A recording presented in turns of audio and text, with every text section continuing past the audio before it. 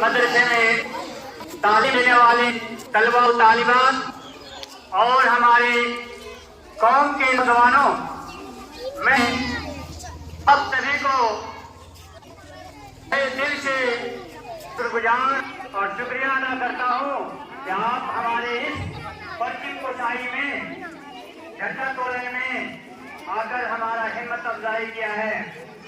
मोहतरम, आज मैं आपको बताना चाहूँगा कि आज का दिन यौम आज़ादी का दिन है।